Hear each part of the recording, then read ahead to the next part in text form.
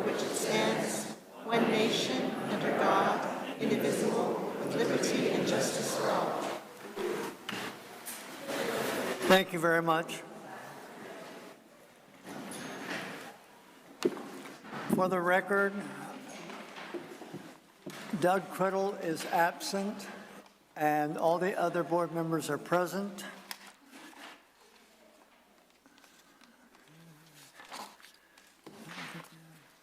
Okay. Now we have comments from the board members. Jeff Boone? Frank? Not tonight. Ms. Hasty? Yes, thank you. It was delightful to be able to go to the District Honor Band performance. The teamwork of the instructors, the guest conductors, the administrators that were there, I deeply appreciate, and I have a clue how hard that work was. And the parents, bravo, all of you, and students, it was an amazing job. So congratulations. And then, yes, take a minute. That's very good. And then we went to the homecoming game at Linters last week, and it was very well attended, and we won. So, and it was an amazing event, lots of coordination and teamwork, so congratulations. Thank you. Jerry Criddle? Randy Rasmussen? No comment. The one comment I have is we had a ceremony this weekend of the Bolga Assembly Center, Memorial Park, which is a very interesting development out close to our Bolga school. And what it commemorates is some awful things that happened to our Asian, namely our Japanese citizens. And they were basically incarcerated there for a short time. And the district decided some time ago to dedicate some land to that arena. And on Saturday, Dr. Fall and I were there to help them with their commemoration. And if you ever get out that way, it's on Broadway. I think it's 1100 something. It's a very interesting presentation that shows some of the people that were affected by that event that basically was in reaction to Pearl Harbor. So it was very moving. And so that was, I didn't know we had anything like that here in our backyard. You always think of it somewhere else. But there had a very nice luncheon, and it was very well attended by a host of people, not all Japanese. And they seemed most appreciative that we, as a district, had honored them that way. So thank you. Now we have comments from site representatives. Marysville High School. Please state your name. Good evening, everyone. My name is Maya Spolino. I am the ASB Vice President for Marysville High School. And I'm here today to discuss all of the exciting events that have taken place at Marysville High School in the last few weeks. First of all, ASB leadership continues to work hard with FFA on our Haunted Barn collaboration. Decorating for the event started last Thursday and continues through today, as the event is tomorrow. And we hope to receive the same amazing attendance from the student body as we have seen for all of our events so far. This is also just one of the first ASB FFA collaborations that we expect this year, but there are more coming. Along with the Haunted Barn this Wednesday, we also have 19 students and 4 chaperones going to Indianapolis, Indiana for the FFA National Convention. One of our students, Ben Cannibal-Shuk, is there to compete with his agri-science project, and we also have a Marysville High School alumni there receiving her American degree. As the school year continues into November, Marysville High School looks forward to our annual blood drive on November 9th, and we also have a canned food drive from November 7th through the 10th. Another exciting collaboration between ASB leadership and FFA is expected in November for the Sadie Hawkins Dance and FFA Degree Week. So many amazing things have happened so far this year, and we look forward to updating you at the next board meeting. Thank you so much for your time. Have a great evening. Thank you.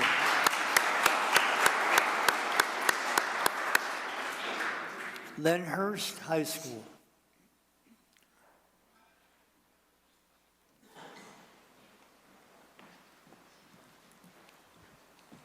Good afternoon, everyone. It's lovely to see you all again. My name is Norberto Montero, and I'm Lyndhurst High School Student Board Representative. Our clubs have been very busy these last couple weeks, so let's get into it. Starting off with our Interact Club, who will be bringing back a longtime tradition at Lyndhurst High School, the Haunted Hallway. The event will be Friday, October 28th from 4 to 10 p.m. Many LHS clubs will also be participating with games, candy, and more fun entertainment for the whole family. AG will be hosting hay rides, leadership will be hosting a movie in the quad, and all clubs will have tricks and treats for the kids. Moving on to FFA, on October 22nd, LHS FFA had their annual Pumpkin Festival and had a great turnout, selling pumpkins, hay rides, and carnival games. Our FFA teams are practicing daily for the upcoming opening and closing speech contest at River Valley High School on November 9th. On October 28th, FFA students will be involved in 2 fall festivals, one at Linda Elementary, where students will be showing the elementary students how to plant a corn seed, and another at LHS, participating by giving hay rides with pumpkins and a food booth set up. And on October 31st is their monthly chapter meeting held to inform their members of the upcoming events and encourage leadership and team building. Lyndhurst High School started a mock trial team earlier this year. Mock trial is a national and statewide academic competition, and Lyndhurst is the first and only school in Yuba County to have a mock trial team. The team is working hard towards fundraising to compete in Sacramento's mock trial competition in January, and has currently received donations from the Law Office of Roberto Marquez and Law Office of Guth and Changaris. Members of the Mock Trial Club are working hard to learn about legal concepts such as case law, objections, and court procedures. On October 15th, Lyndhurst Music hosted the second MJUSD District Honor Band for both the junior high and high school programs. Students from all over the district participated in this wonderful concert event. The LHS Band also performed at the Homecoming Rally for the first time in years this past Friday. During the homecoming/senior night football game, the LHS Band celebrated 3 band seniors who have been in the program for all 4 years of high school, while hosting approximately 30 8th graders from both Yuba Gardens and McKinney for a mega band. LHS Music would also like to thank Dr. Asrani for attending the honor band, and to also thank Ms. Hasty for attending both the honor band and homecoming game. It means a lot to have you at our events. Finally, LHS would like our district and community to know that it will be launching a Christmas tree and wreath fundraiser to help raise money for their festival performance in San Diego in March. So please be on the lookout for information soon. One of our students, Ashley Punzo, qualified for girls golf sectionals, which is the first player to ever do so from Lyndhurst. Our applied science class at LHS will begin working on a project to make a solar-powered golf cart soon. Parts have been ordered, and they expect it to be finished by the end of the semester. This project is accumulation of their knowledge of electronics, 3D design and printing, electric drive systems, renewable energy sources, and mechanical skills. They are hoping to share a presentation of this project to the district once it is finished. Our Hmong Culture Club is hosting a zombie run tomorrow, October 26th from 6 to 9 p.m. Make sure to come out and support. Last but not least, our amazing leadership/ASB worked incredibly hard to put on our homecoming dance, rally, and homecoming game last Friday, and the theme revolved around constellations. For the dance pre-sale, we sold over 200 tickets. The rally and dance had a great turnout and received many compliments. Leadership and ASB have helped out at 2 fall festivals in the community so far, one of them being Rio del Oro Elementary and the other Arboga Elementary. Leadership and ASB helped run booths for the kids, and we're glad to give back to the community. They will also help at Linda Elementary and the LHS Fall Festival on October 28th. This week marks the start of our leadership fundraiser for boo bags. Leadership is selling bags with the treats in them for Halloween on campus. And with that, I'd like to thank everyone for their time. Thank you very much.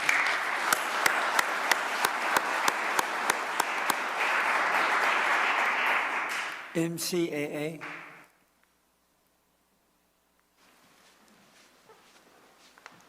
Good evening, everyone. We are looking forward to quite a few events happening within the next few weeks. This week was Spirit Week. Students dressed up today as senior citizens. Tomorrow is Wear Pink Day for Pink October. Thursday is Medieval Day, and Friday is Costume Day. Because this week is also Red Ribbon Week, SWAT Club will hang a large banner in the quad in which students can sign a pledge to be drug-free. This Friday, the senior class is throwing the Halloween dance. This event will take place from 7 to 10 p.m. in the quad at MCAA.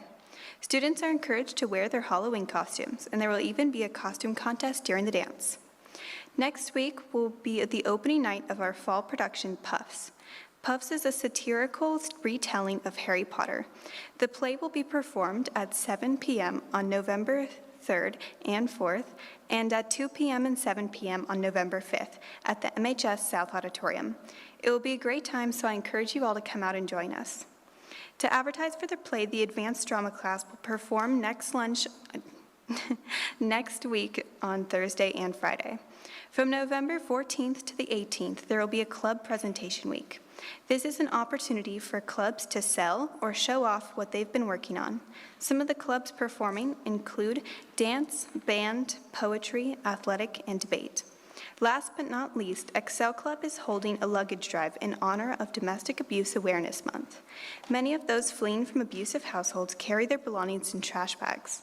If anyone is interested in donating new or slightly used luggage items, please drop off your donations at the MCAA office before the end of October. Thank you. Thank you very much.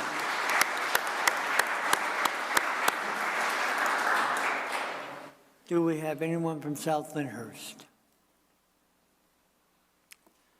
Now we move to recognitions.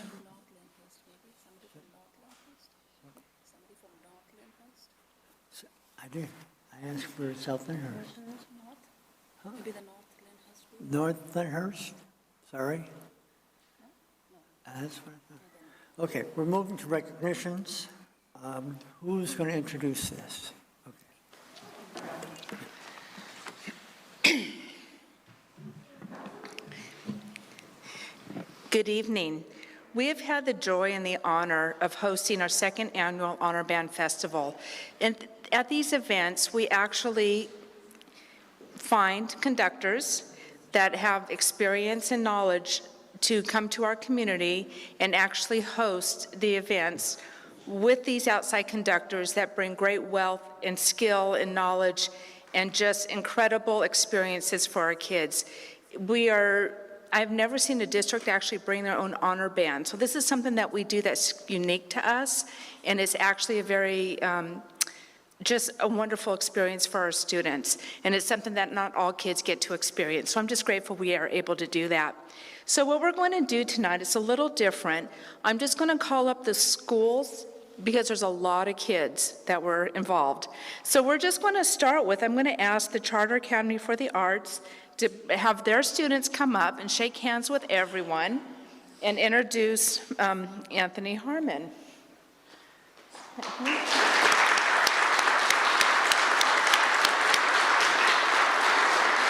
And I have a certificate to you, and we will bring all the certificates for your students this week.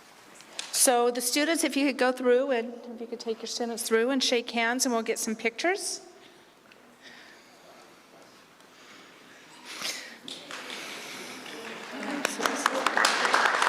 Do you want all of them up there in one big picture, or do you want by school?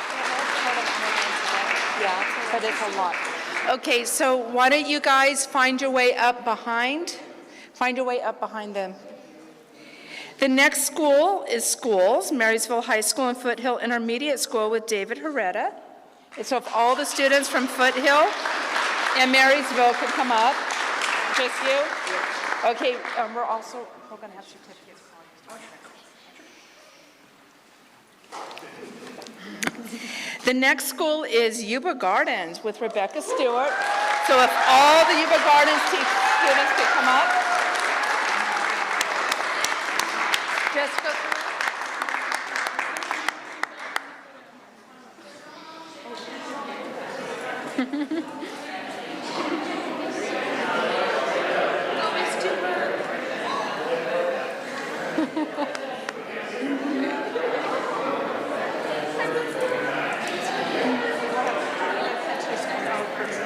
Thank you.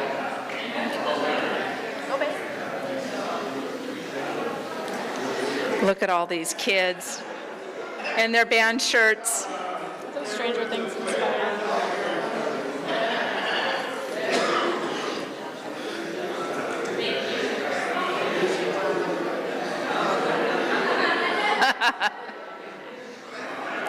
And lastly, all of our Lyndhurst High School students.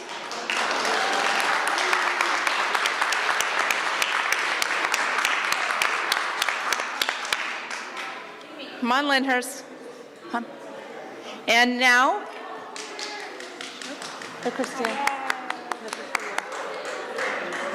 and lastly, I would ask all the principals from these schools to come up. It is because of the support of the administration that these programs thrive.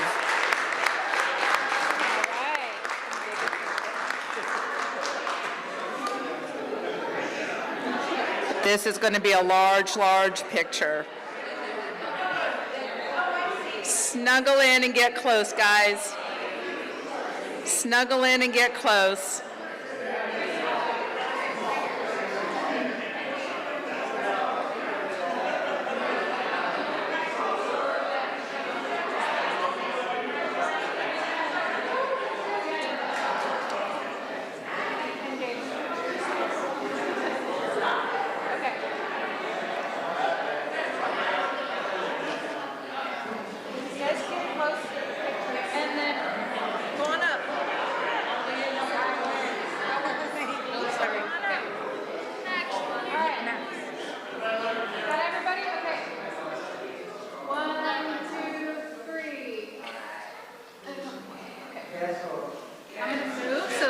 Get some photos, yeah. Did everybody? Okay, all right.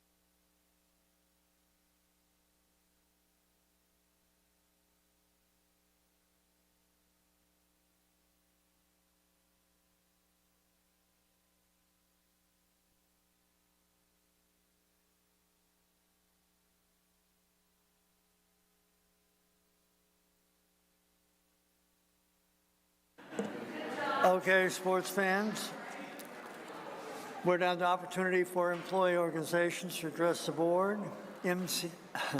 Marysville Unified Teachers Association. I'll get it out eventually. Thanks.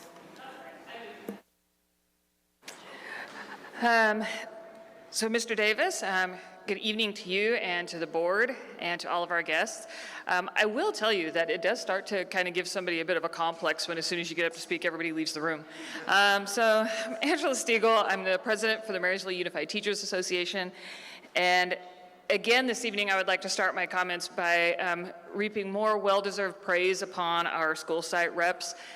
For our students to get up here and give the amazing reports they do is truly inspiring for me as an educator, but I also am really quite biased for at least one of my comments. Maya, the site rep that got up here for Marysville High, is actually in my class, and so she is an amazing young lady as well as the other site reps, but just wanted to give her some extra props this evening for getting up here and doing this, so congrats. And I will get to see her in class again, which makes me really happy. So, but also a big congratulations to our honor band and all of the music educators, the students, the families who were able to participate in the Honor Band Festival. I have told the board and people before that I was in band in secondary school, and I know what a tremendous experience it was for me. And so for these students and for these educators that do this, it is extremely valuable. We also just earlier were talking about the historic funding that is coming in for music and the arts. And so I am truly looking forward to even further growth and the amazing things that these programs are going to be accomplishing in the next handful of years. We all realize, of course, that music and arts education benefits our students in so many ways beyond just their music and arts classrooms. It really does spill over into all of their educational endeavors as well as all other aspects of their lives. And so music education, arts education is truly a blessing for our students and helps them in so many ways. I also wanted to give the board just a bit of an update to completely change gears, but give you a bit of an update because the last time I was here 2 weeks ago, I mentioned the fact that we were very soon going to have our first bargaining session for the year and that we were really looking forward to that. And so we did have that bargaining session, and the session went well, I believe, went well. We also got to experience yet more of the snack storage that goes on at the MUTA office, so we shared snacks. But we were supposed to actually have our second bargaining session tomorrow, but unfortunately, we've hit a bit of a speed bump in our negotiations. And I'm really hoping that we can get things back on track because I will tell you that standing here before you right now, the taste that is in my mouth in regards to our bargaining is really not a good one.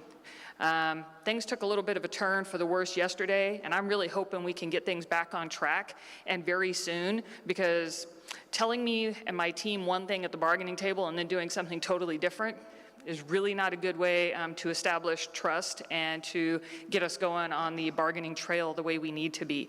So I'm hoping we can get these things resolved, get things back on track, and in a very speedy fashion, because refusing to come to the bargaining table is really not exactly the way to instill confidence in the MUTA bargaining team. So hopefully we can get these things resolved. Thank you. Have a good evening. Thank you. Operating Engineers, Local Union Number 3. California School Employees Associations Number 326 and 648. Association of Management and Confidential Employees. Supervisory Unit. Now we are at presentations. We have a budget update from Capital Advisors. Good evening, Mr. President and the board. Barrett Snyder, Capital Advisors. I'm joined with my colleague, Kevin Gordon. It's good to be with you again, and we had a study session earlier. So I want to provide the board and the public with a little bit of an update around what's going on with state budget development, and that'll play out over the next couple of months as school boards around the state sort of start thinking about the current situation and next year's budget. Where we are in Sacramento is we're kind of between both legislative sessions and state budgets. So we're waiting for this election to take place. The legislature and the governor wrapped up their 2-year legislative session, and the legislature ended in August. The governor signed or vetoed bills through the end of September. It sort of ends and sort of sunsets the legislative process. And then the state budget was signed in late June, and we're operating under the current state budget, of which the district has adopted a budget. What we're seeing now are monthly revenue come in, and we're seeing month by month what's going on with state revenues. And we're comparing that to what we assumed was going to happen back in the summer when we passed the budget at the state level. And what we're seeing from July through September is the state coming off in each month missing slightly those estimates. And that's the first time we've seen that in about 12 years. The state had gone on about a 12-year clip of revenue. That's matching what we're seeing in the national and global economy. So where we stand right now, the state is off revenue projections by about 11% or $7 billion roughly. For us in education, K-14, we're roughly 40% of that would be a direct impact to the education. So somewhere between $2.8 and $3 billion off of where we thought we were going to be. Don't mean to sound any alarm bells with that. We think the likelihood of current year, mid-year cuts are virtually zero for a couple of reasons. The state has a lot of one-time spending built into it, and particularly in education. We have dollars going out to programs that are one-time in nature, meaning we think those dollars will be there, we thought they would be there next year, would be available for another one-time purpose, so the state could just make the choice to not do that thing again, and you sort of absorb that. But beyond that, the state also has very healthy reserves, both the state generally, but then us in education, we have at the state level its own special rainy day fund that's specifically for us that are funded out of what's called Proposition 98 funds. And to the extent there's a conversation going on around a recession developing in the global, national, and state economies, California is in a much better place than it was when we hit the last Great Recession. And at that point in time, back in 2008, the state owed Wall Street about $15 billion. We had borrowed money as a state to keep things going. We don't have that situation currently. The state had no money in reserves. Today, as I mentioned, we've got about $30 billion in the general fund reserve and about another $10 billion in the education reserve. That's really healthy. So we're in a much different place, and those reserves will allow the state to have some time to adapt to a recession if it were to formally materialize. So we say that to we don't think there's any current year trouble. And then we start to look to the future and what that might be. And sort of where we are in that process is in mid-November, the nonpartisan Legislative Analyst's Office is going to release. They do this every year. It's an annual exercise. They take a look at what's going on in the national and state economy, and they start to think about what the governor and the legislature might be dealing with as they go into the next budget conversation.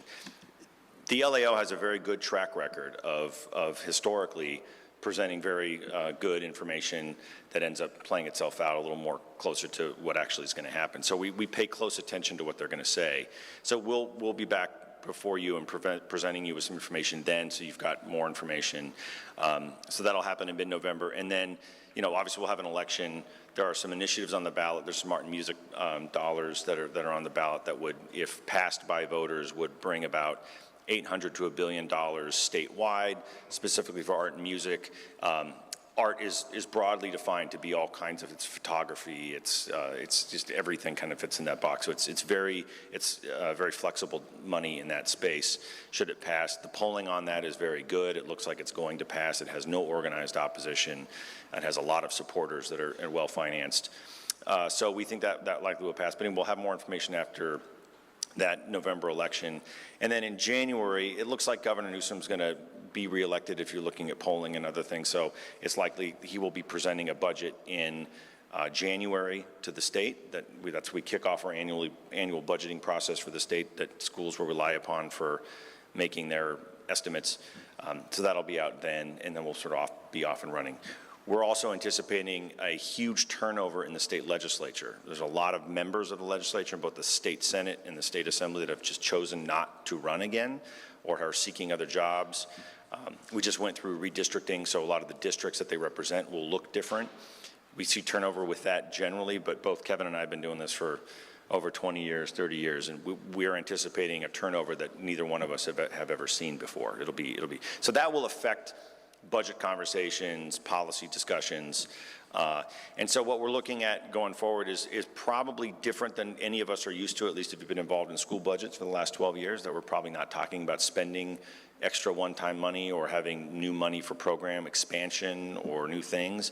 I think it'll be how do we kind of keep dollar for dollar, year over year, absorbing a lot of what we're seeing in increased costs with inflation that impact employees and school operations, right? That'll be, I think, where the rubber meets the road in terms of the work we do in Sacramento on your behalf going forward. So with that, I think I'll turn it over to Kevin to talk about some of the impacts to the district, one-time money, and the strings that are attached. Great, thanks. Appreciate that, Barry. Thank you. So, Mr. Chairman, members of the board, a couple things that I wanted to touch on. issue that Barrett raised relative to the overall economic situation has some downside risks that are important to be aware of. While we have, it's just kind of a weird place to be where you're sitting in the record-breaking year of my entire career and probably the total duration of your guys' combined careers on being advocates for public education at the local level as board members and the work that the superintendent does as superintendent, seeing a budget that breaks all records across the board, and it's really great news. Faced with the first downturn in revenue that we've seen, as Barrett mentioned, in more than a decade, because we've just had this trajectory of increases year over year.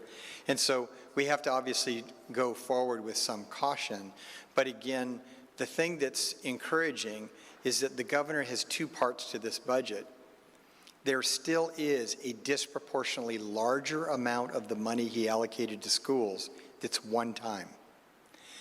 But the amount of money that he did dedicate for ongoing is, even though it's proportionally lower than the one time, it's just huge in terms of the record that it sets compared to prior years. So it gives you the latitude to do a number of things that you need to do that maybe historically you haven't had a chance to do and play catch up on. But that said, it's always got to be balanced against other liabilities and issues that are out there. And one of them that I like to point out is that in the several areas where the governor provided ongoing money, I'll use as an example the $500 million into special ed, base rates on special ed, or the money that he's putting into school transportation, or the money he's putting into universal meals. Those dollars are going into those programs. And the state is notoriously famous for when they fund something and they like to congratulate themselves about it, that it actually doesn't end up being enough to do what it is they said they were giving you the money for. So the public thinks, oh, look what we're going to get. And then the district is stuck with taking care of whatever that issue is, and the difference between what the adequate money that they gave you, or as much as they thought was adequate, and what it really is, has to come out of the general fund of the district. So you need to leave yourself a little breathing room so that to the extent they fall short on any number of these great program initiatives that are also filled with a lot of requirements and mandates, or you don't get to keep that money, you got to be ready for that. One of the other examples I like to give is on school transportation, where the state, when we were going through the budget process, the chairman of the budget committee said, we're going to give you 60% of what your costs are that you've reported. And what she wanted was a mandate that 100% of the needs of kids that had a walk distance over a half a mile was going to get met. We said, look, we're happy to give 100% of our kids that opportunity if you give us 100% of the money, but we're not going to make that pledge with 60% of the money. It's once again this bait and switch. The public thinks everybody gets to get a ride to school, and you only get 60% of the money. That doesn't work if you're constantly eroding the general fund to make the program balance. Well, fortunately, on the transportation example, we got the money without the mandates. That's a credit to all the advocacy went on, honestly. Superintendents and school administrators and even our partners in labor helped articulate that message to the legislature. You know, give us that 60%. We promise every dime of it will be spent for school transportation, but don't saddle us with an obligation to go beyond that if you're not going to give us the money for it. And it's similar to other kinds of programs, but we didn't probably fare quite as well in some of those other things. And we just have to know that whenever they come up with a great idea and they give you money for it, it doesn't mean it's completely paid for. The other last thing I wanted to point out was on TK, which is on TK, there's a huge commitment. It's extremely noble. It's way overdue to pay attention to our youngest children in our communities, and the governor and the legislature are doing that, but it also comes with strings attached in order to maintain the funding. You do have to be prepared in a year to reduce the ratios of adults to kids. So it's like, well, hold on a second. You want us to roll out a TK opportunity for all 4-year-olds over a multiple year period, but in the second year you want us to reduce the per pupil to student ratio essentially 10 to 1. 10-to-1 ratio is going to be very hard to meet, very expensive. And what the biggest problem we're having in school districts right now is staffing. And that's no different here. And so if we can focus next year on all the programmatic requirements that they're asking us to do and their goals to have the programs be successful, we want them to focus on what it takes to make them successful and reconsider some of the, basically the hoops and bureaucracy they're having us try to abide by, rethink some of that to make sure we can actually be successful with the policy goals they have. Because they're a great list of policy goals, but the money and the requirements that go with it are issues that continue to need to be discussed. So that's kind of our update now. Barrett did reference a really important report that'll come out on the 15th of November from the nonpartisan legislative analyst that sets the stage for the budget process to begin for the fiscal year that starts next July 1. And we're going to be looking at that and a lot of the dynamics around there. And with that, we're happy to take any questions. Any questions from the board? Evan, just thinking of one thing, when we talk about ongoing funds, have you seen times in the past where, I guess the economy got bad, when ongoing funds, we decided, or the governor decided, well, we're not going to make those ongoing funds anymore? So, I mean, are we still, does it paint the picture that we're going to have these ongoing funds to eternity? Yeah, it's a great question. In my entire career, now remember, I'm an education lobbyist. So in my career, when I criticize the legislature and the governor over the last couple of decades, when we were going to get cut, what I was raising hell about was being cut below what we are entitled to get, not being cut below what we got in the prior year. And a lot of legislators would say, hold on, Mr. Gordon, we're not talking about cutting you below prior year. We're talking about not giving you as much as you might be entitled to under 98 or something like that. And I just basically look at it. It's in the Constitution. It's an entitlement we have. I'm going to argue vociferously that if you don't give us what we're due under the Constitution, you're going to try to suspend or manipulate Prop 98. I'm going to call you on it. But the secret of that whole conversation goes to your point. Only twice in the whole time I've been lobbying, over 25 years, have we actually ever been threatened with a reduction, a cut, below where we were in the prior year. And one of those was recent, and it was under Gavin Newsom. And it was when he thought the bottom was falling out of the economy with regard to COVID, he proposed a 10% across-the-board cut, the biggest cut to schools in state history if it happened. Ironically, he's the governor that ends up giving us the biggest increase in state history. He has the sort of honor of having both distinctions. But it goes to a real important point that I want to reassure you, just my confidence, which is that the money that was put into the base this year, I believe is money that's very sustainable over time because of politics and a lot of different dynamics. I think there's a lot of other things that will happen first before we ever get to a conversation about base funding. And it's the reserves that Barrett mentioned, the considerable kind of budget safety valves he mentioned, but then beyond that would be new program initiatives that could be, in jeopardy. The Governor's Community Schools Initiative, there's a number of other things that they could say, we're going to jettison some of that stuff before they get to base funding and LCFF. But again, it's not impossible if the situation was dire enough. The governor just went there 2 years ago. But I am very confident that our base is probably secure. Now, a big question mark about the increase to the base we'd love to see next year. Under law, they're supposed to give us a cost of living adjustment for the year that starts next July as well, in addition to the 6.56% that's in the current budget and the base increase to LCFF, a total of 13.26%, I think is the number. But next year's COLA is not guaranteed. And it's because of anomalies in the way the local control funding formula was reformed a number of years ago. They took away a feature in the budget that essentially assured that if they didn't give us a cost of living adjustment, that they owed it to us in the future. That doesn't exist anymore. And then what's more than that is there's a feature in statute that allows the director of finance, which never existed before, to unilaterally decide that the cost of living adjustment will be half or non-existent at all. On their own, they get to make that decision. And obviously, we would take that up with the legislature, but right now, it means there's some uncertainty about what we might be getting in the next fiscal year. So current year looks good. I agree with Barrett, and we look at these numbers together about what we think is fairly stable in terms of the base for this entire academic year, but things start getting a little bit squishy. And it also depends on the duration and the depth of a potential recession. We had it, again, I'm an optimist. I think, look at what the Federal Reserve is trying to do to constrain consumption. They're trying to constrain a lot of economic indicators to try to get inflation under control.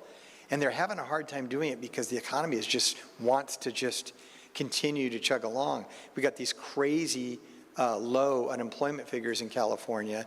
It essentially means we don't have a problem with employment at all. We're at full employment.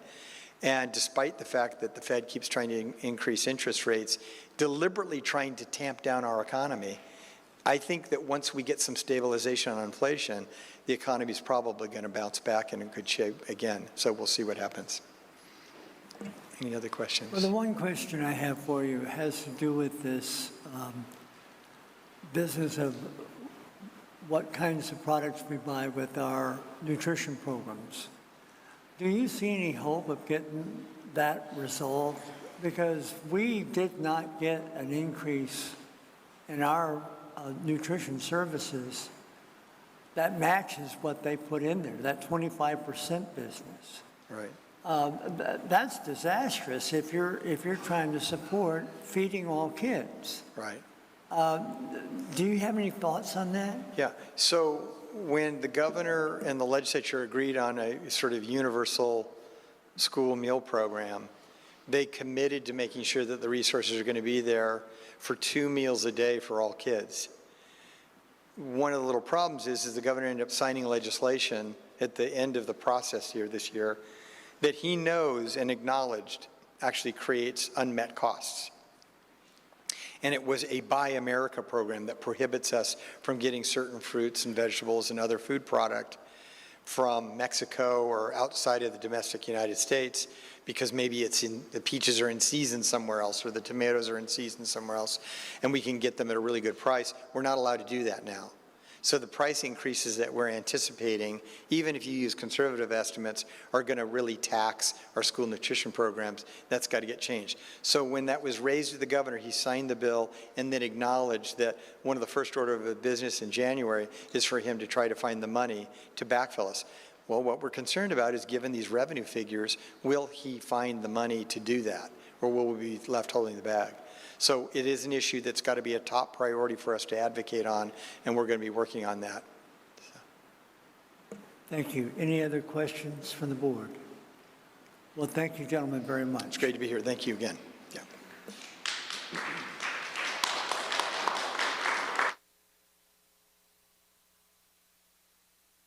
Now we have 10.2, 2021-22 demographic analysis and enrollment projections with King Consulting.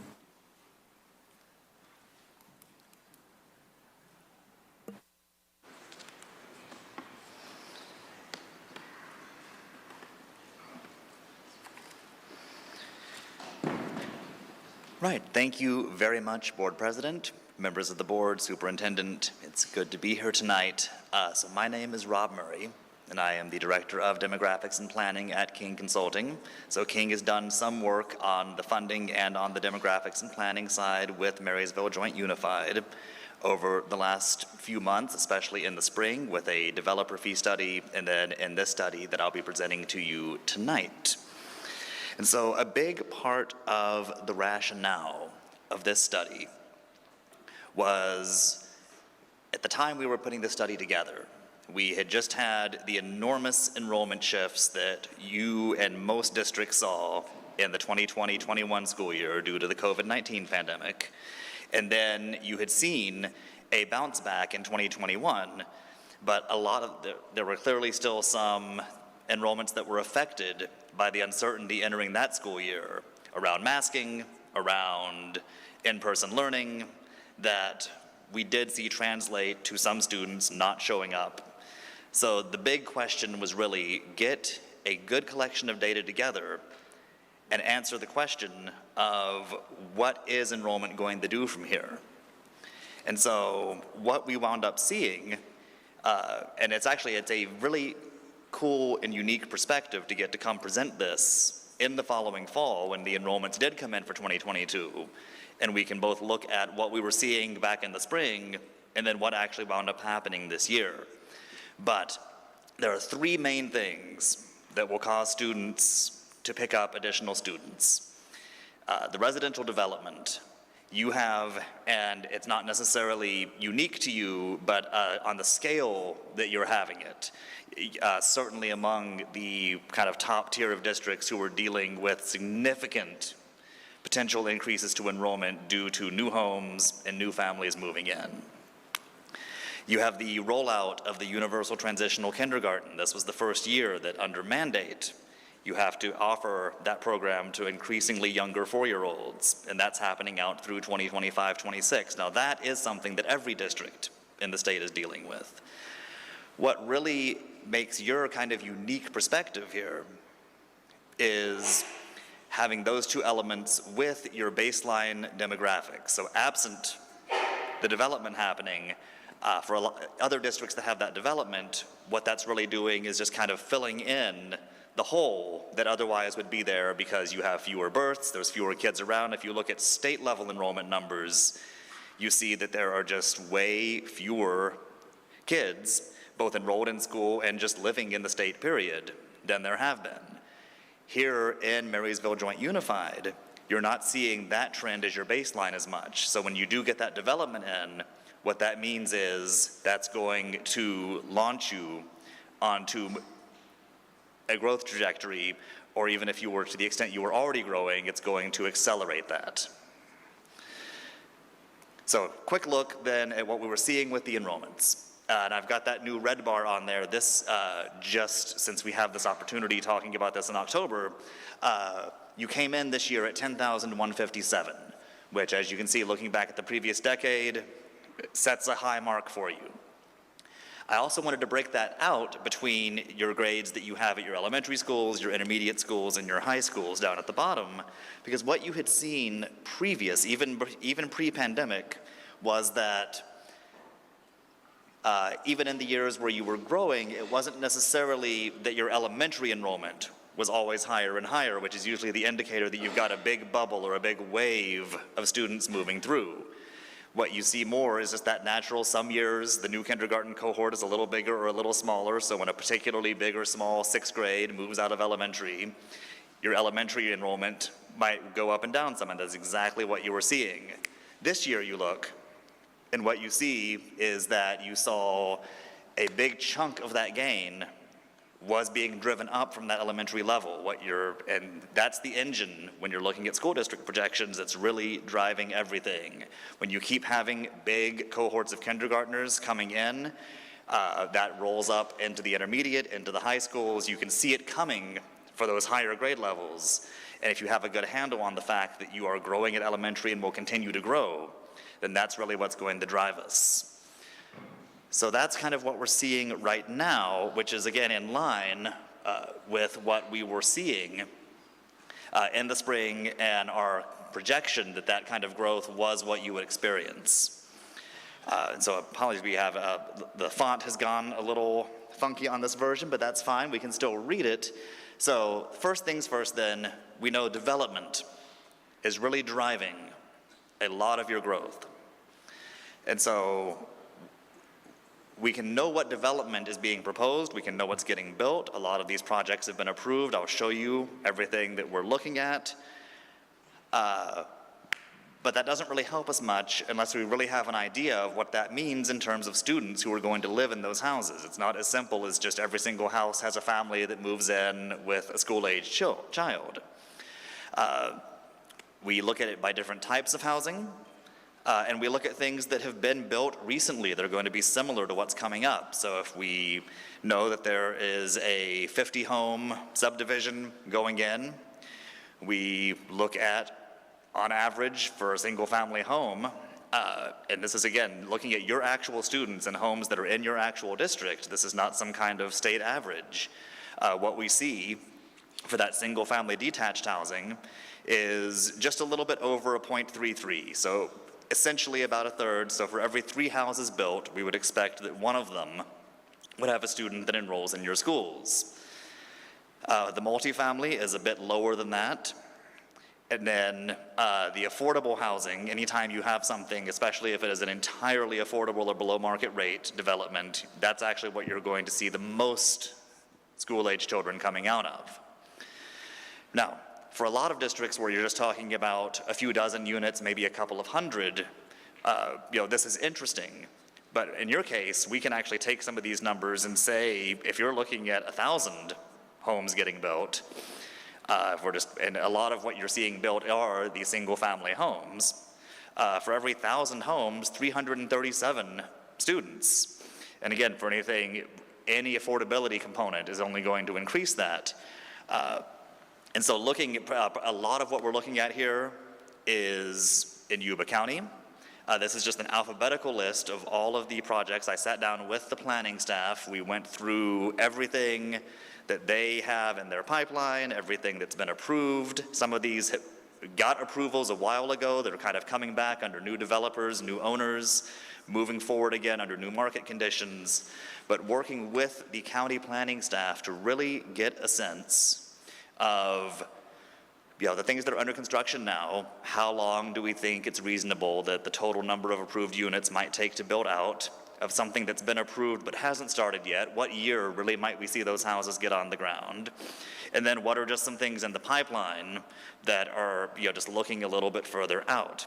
Now, you probably know as well as I do, this was put together in March. This list already has some things that need to be added to it. In a dynamic development environment like this, we definitely want to be updating this on a very regular basis. But what you'll see here is that you have more than 4,000 units that we have firm ideas of exactly where and how many, and the best estimate that we can. I mean, market conditions can always change, but the best estimate that we have of when we'd expect those to turn into houses, which turns into new families in your district and new kids in your schools. And then of those, again, using those student generation rates, and again, that's something, especially now that we have some of this really brand new housing that's going to be comparable to later phases of the same project that's coming in, we're going to continue, if we continue updating the study, to look at what's been built. We can get more specific generation rates, project by project, area by area, so that we can really dial that in much more specifically. But even with these kind of district-wide averages, again, what we saw was enrollment this year, which included a lot of those students who were generated in homes that were built last year. Very, very close. We feel like we're pretty well dialed in with what this impact from development in terms of just the total number of students that's generated is. And again, you see the map here. This is also for a district your size. I mean, not necessarily every single school being affected equally, but a lot of schools being affected. This is not a case where just a single school, especially at the elementary level, is really affected, but you have a lot of projects. And again, there's projects that I know about because I also have, again, kind of through our work with the developer fee and some of just keeping tabs on developer mitigation, know that there are some other, just continuing new projects being proposed. The district is being asked to comment on and assess what the level of impact is going to be. So that's something that we have to keep an eye on. Again, we have an idea of how many students might be generated, but then that impact comes in of what, absent the development, would your enrollment be doing? And so here's where we go back. Again, I mentioned that big engine, the big thing that drives future enrollments in terms of just that bottom line total is how big are the new cohorts of kids coming in compared to the older ones that are either moving up out of elementary school or graduating from the district entirely. And the best indicator we have for that is how many kids are being born in your district. Again, we know as new homes are built, that will add on to that total. But we just want to look at how many births have there been, because then 4 and 5 years later, with TK and kindergarten, we expect to get a pretty consistent ratio of this. And the last few years, where you've settled in as between 70 and 75% of the births from a given year will show up as kindergartners in your school district 5 years later. Now, it's not exactly the same kids. People are always moving in and moving out. We track some of that migration too. But just using that as a baseline of what do we expect, what you see here is, I would say, the envy of a lot of school districts up and down the state, who, when I do this presentation for them, has a chart that is doing this. Very few places in California have even stable birth rates right now. So the fact that you actually had an increase from 20 into 2021, again, anecdotally, you might have heard everyone was expecting there to be a bunch of COVID babies. That's not what we're seeing in a lot of places in the state. The birth rate has been going down every year for years and years running. So again, the fact that you are seeing any kind of increases in births, and even if you kind of take kind of one of those relative high points to one of your relative low points in 2020, I mentioned that's a 14% decrease. That is less than half of what a lot of areas have seen. And again, if we start seeing this trending up again, we'll have another year of births in the record books here soon. The California Department of Public Health only takes a couple of months to get those totals out after the end of the year, so we'll have a good idea of where you are, and that gives you a little bit of lead time to at least have some idea what to expect, which again, between the births being generally steady, only going down a little bit, and knowing that you get more of these kids sooner, instead of waiting till they're 5, more and more of them can come to you when they're 4 as TK expands, and that's going to be the other part. So absent development, you already have this bedrock of your demographic outlook that's pretty healthy. So the next part is, we know what we think is going to happen with new cohorts coming into your district.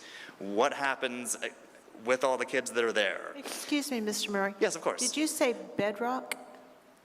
Bedrock, yeah, I mean, just Okay, I just want to make sure I understood you. Thank you. Yeah, sorry, just metaphorical language there. But what we see here is all of the students that were in grades K to 11 in a given year. And then the next year, you look at all of your 1st through 12th grade students. So again, if no one was ever allowed to move out of or into your district, we would just expect that to be zeros across the board. All the kids who were there last year move up a grade, and they come back to you after summer break in the following year. What you actually saw, pre-pandemic, was a slight negative growth there. You tended to have more out than you got back in, but nothing too high there.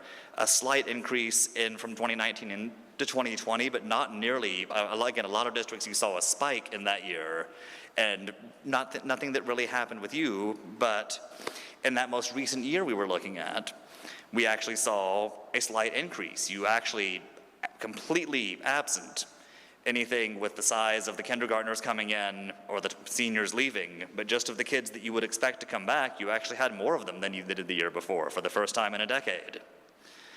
And again, a lot of that, some of that is bleed over from the increased pace of development, but that's exactly what we see. It corroborates that idea that we have, that this development really is adding kids to your district, and that's going to keep happening as that pace is picking up. So what that all leads us to, and again, this is all summarizing a report that has a lot more things in it that I'm not even touching on tonight, but if anyone has any questions about anything, I'm happy to field some of those. But you see the dark line there is what we knew we had when we were doing this back in March. So there had been basic growth, the 1-year jag of COVID, and then back onto a year of growth. And what we're seeing here is every indication, largely fueled by that pace of residential development, that growth will keep going. So by 28, 29, What we're seeing here is about 12% overall growth. That's, if you break it out, here's the whole table with all the numbers, but if you break that out across, again, your grades that elementary, intermediate, and high school, it's about 17% growth at the elementary school, because again, that's where you see it first. You have your kids that are already there, you're getting more of them from development, an extra third grader, an extra fourth grader, but all those kids who were just preschool age moving into the development, those new kindergarten cohorts rolling in every year are bigger and bigger, and again, increasingly, you get more of them for an extra year at the beginning of this. It's not necessarily kids you wouldn't have gotten anyway, but in addition to 700 to 800 something kindergartners, you also, by full implementation, have somewhere in the mid 700s of TK students. So a lot going on. And again, just with that quick look at coming in the fall when we already know how it turned out, very happy that, again, and this was kind of a moving target, because again, you were starting from a period below 10,000 and grew up to well above 10,000. So this wasn't a case of us saying, oh, you'll stay about the same, look at that, we were pretty close. We had you growing and got you in, overall, very, very close. So I think we have a good handle in this report on the growth. So on next steps, of course, the other side of that is knowing the projection is useful to the extent that you can apply that to what impact that has on you and what your needs are. So in this study, we have a fairly small section that takes the facility capacities that were identified in a facilities master plan from a few years ago and compares that to these projected enrollments. So there's that's fairly common practice in that you have numbers that have been out there, that have been published, that have been part of other studies, and we don't want to come in without some, being pretty thoughtful about it, because capacities can be approached a lot of ways. Even something like, at the time you did that, you might have had AM and PM kindergarten, and now you're only doing full day. You might have a lot of student support services, these increasing state mandates for some things, and the space that you have to offer those support services are in classrooms. So just because there was a classroom on a map in a master plan, the way that site's being used now, that may not be practical to have all the classrooms at a site being used. So what I would say the next step is to really work closely with school site staff to get a really good understanding on the ground of what those site capacities are, how they're being used right now, and especially for the sites where we know there's a lot of developments that are in that school boundary right now, and we'll see more kids than they have right now. Again, a lot of sites across the district are going to experience that growth, but some are definitely going to be disproportionately affected compared to some others. So especially for those sites where we anticipate a lot of new kids who will be living in that boundary and wanting to go to that school, it's very important to understand what's going on with those facilities, because again, having capacity at a site 5 miles away, on paper, yes, you have a place you could put those kids. It's not the best place to put those kids, and that's really where we start getting into identifying what's the impact of this development, what needs does it cause you to have that absent the development you wouldn't be having to deal with. So I think that is an update of this, which again, in this kind of very dynamic, growth-oriented environment, you want that next year of births. You want to do the detailed dive school by school. You want to look at where the kids are living versus where they're going to school. Or there are already kids who ideally would be going to their home school but are, just because of capacity constraints, having to go somewhere else. These are all things that we can dig into with the next update. Again, now that we've gotten this initial bank of data built up, and now that we've gotten a good handle, which we thankfully were able to verify with our projected enrollment coming in very, very close to what actually landed in your classrooms this year.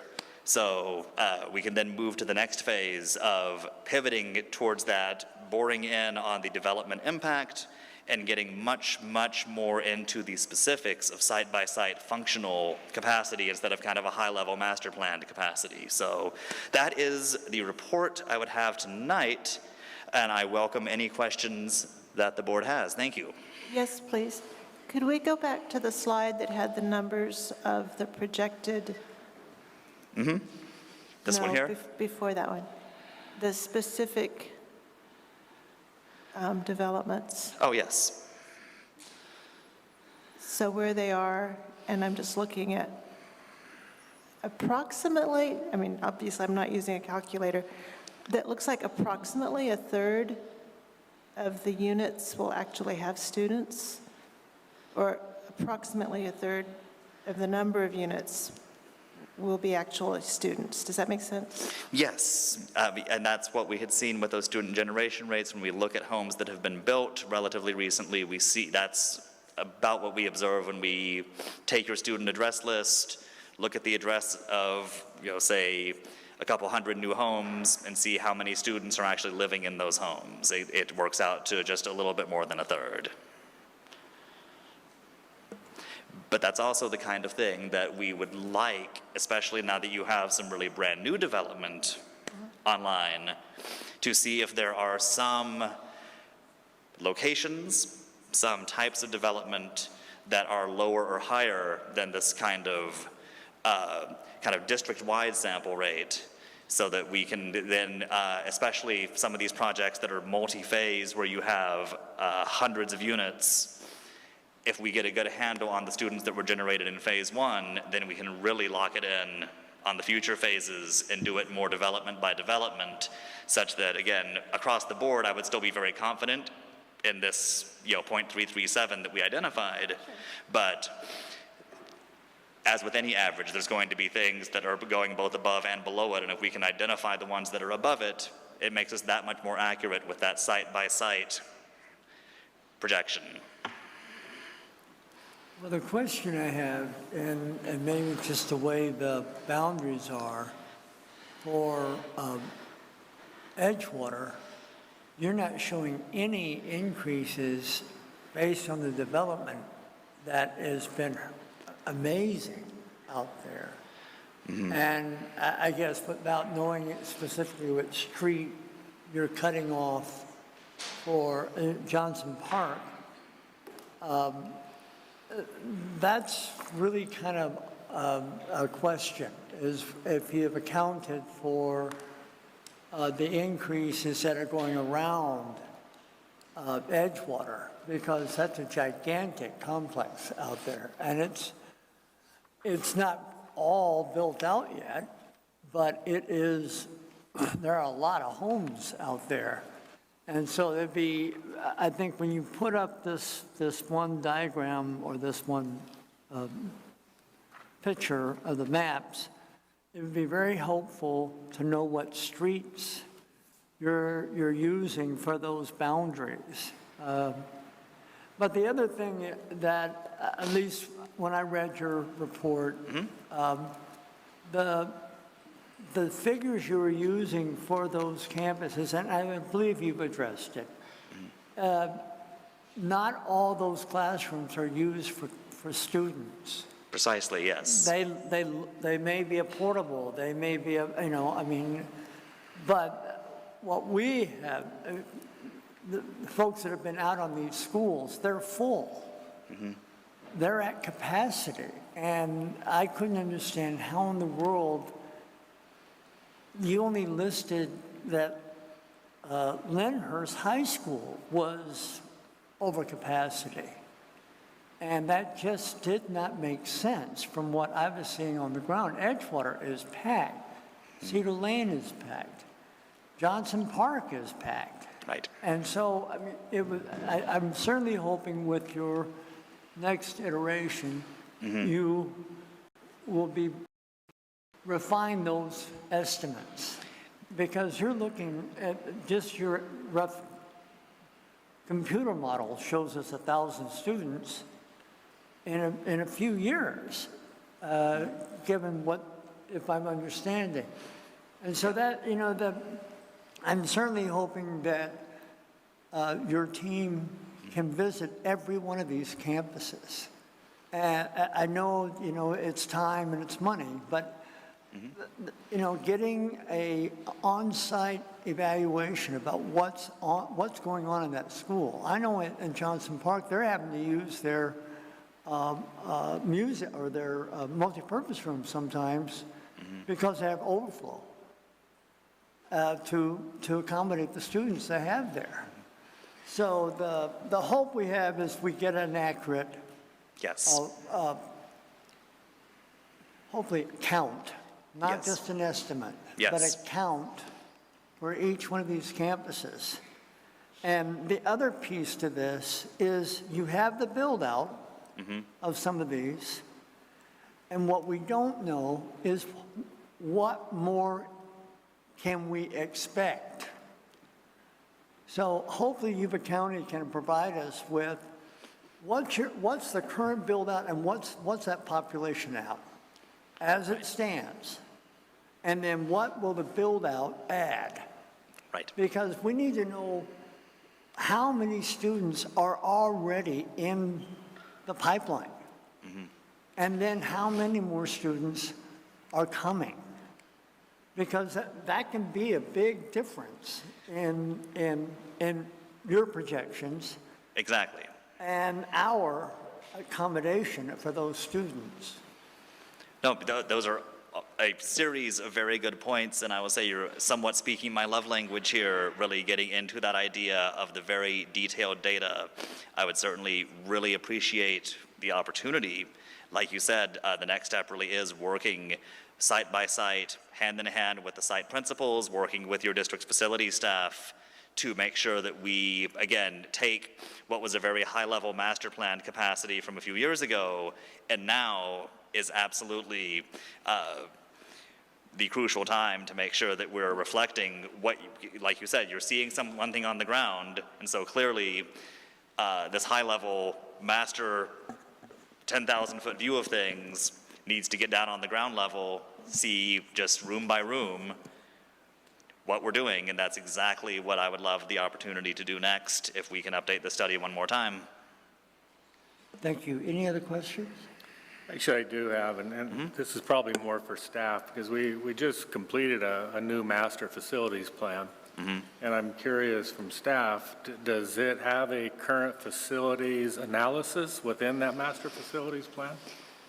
Because it seems like we've already done that work again since our previous master facility plan. Well, we did use these demographics in our facilities master plan. It was the same report that we did use for the when we built the facilities master plan. As far as walking it with available classrooms, I'd have to look at that and get back to you on that. So we use their data for our current master facilities plan? Correct, for the demographics of it, yes. How about for the facilities analysis of how many kids that we can fit on each school site? PBK did the walkthroughs at our sites, and so I'd have to go back to the master plan and check and see the details in there. But I could do that and get back to you on that. Thank you. Any other questions? Yes. So again, going back to that same slide previously, that looks like 1,000 kids in 5 years, 6 years, additional over what we currently have. Am I wrong? And, yep, and again, that translates to about 12% total growth, and again, about 17% growth of the elementary schools, so, but yes, that based on where we came in this year, and with that trend increasing some, we actually have each of the next 3 years, we anticipate more students than the year before, being brand new kids coming from new developments to you. But yes, that would still, the most we have in a single year that are brand new kids that weren't there the year before because they moved into a new home that was built is a little bit less than 300. And so just doing that over a few years, like I said, I think as Mr. Davis brought up, the next step I have with Mr. Perkins and his planning department is, again, we have a pretty good grasp of what's in the pipeline now, it's building onto that, because like you see, the way this flattens out in the last few years on that chart, that would just be with nothing new coming in. As I know there's already things that aren't on that list that have just come in since March. Clearly, we do need to do a better job of getting that tail end that flattens out, as long as more development comes, and that's, again, you're starting to get into kids that have not been born yet, who you're anticipating as kindergartners, homes that will exist and be lived in by a new family in your district that is not even an application or a plan map yet. And so you get a lot more uncertainty, but we certainly do need to at least show you, I like to talk about it, I grew up on the Gulf Coast. If I'm the meteorologist talking about where the storm's going to come in on the coast, we definitely want to make sure that all the people who are in that right part of the coast are aware of it and know what's coming, and anyone who might be impacted has a good idea, and that includes maybe the edge of that cone, where again, you wouldn't want to necessarily do your firm planning until you see those translate into actual applications. Certainly a lot of districts pre-2008 were also planning for a lot of growth that never actually wound up happening. Right. But yes, we do need to show you what that upper end looks like, and so that'll be another big part of it. And in our area, those from 2008 have been finished. Oh, absolutely, and So and a lot of this is, it absolutely take a is while. when and not if. So Right. again, identifying but yeah, there's what's in the pipeline now, and then there's just what might continue to be added. And that's where, again, it's very important to show that while also acknowledging Right. that you're getting into a much higher level of uncertainty at that point. And you just need to be aware of that as you're looking at those numbers for those really far out years. And again, back to that same slide, all of those homes are south of the county. Yes, and that's where we certainly want to keep an eye. Let me find my map again. There we go. Yes, we're seeing a lot of the largest projects, particularly, are going to be in what's now the Arboga Elementary boundary. But again, there are, again, that's one of those schools I mentioned. There are some that are disproportionately going to be impacted. But again, it's far from the only school Right. that's going to see that. Thank you. Any other questions? Actually, Mr. Davis, just one more comment. I think it would be helpful for board members, because this demographic study kind of goes hand in hand with the master facilities plan. So I think it'd be valuable if the board members had a copy of the master facilities plan so they could take a look and compare both of those.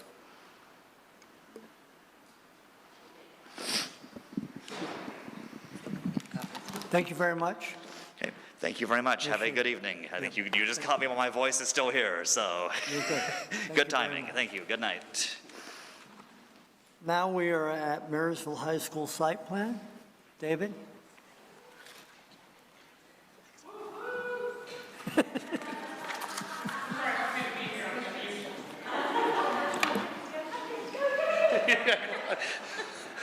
Thank you and good evening. Let me get back to my quick notes here. Good evening, Board of Trustees, Dr. Asrani, Executive Cabinet, joining Alicia Wright, London.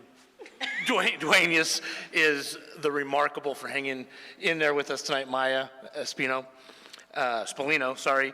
We feel it's seminal that we have our student voice heard. You'll hear it tonight, and you'll see it in a lot of things that we're doing, and it's very important. So without further ado, are we ready?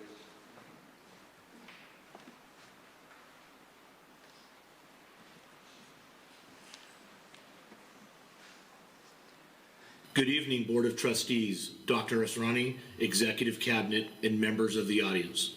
We are Marysville High School. We are respectful. We are responsible. We are healthy. It is our strong belief as a leadership team that student voice brings student engagement. Our unique Marysville High School population includes 1,053 students and 93 staff members, including teachers, paraprofessionals, clerical staff, and custodians. Our students travel from just around the corner from campus or ride the bus over 40 miles each way. To meet the needs of all students, we focus on college and career readiness, offering A through G, AP, and early college courses. Additionally, we have 14 CTE pathways for students to explore future career opportunities. And we do it together. As with all SIPSAs, our goal is to ensure that all children receive fair, equitable, and high-quality education that closes educational achievement and opportunity gaps. We meet with our educational partners regularly to create a well-rounded educational experience to allow all students to be college and career ready to be contributors to our 21st century community, both locally and globally. In order to get a well-rounded assessment of needs, we examine data from multiple sources, including state testing data, PBIS data, and parent and student surveys.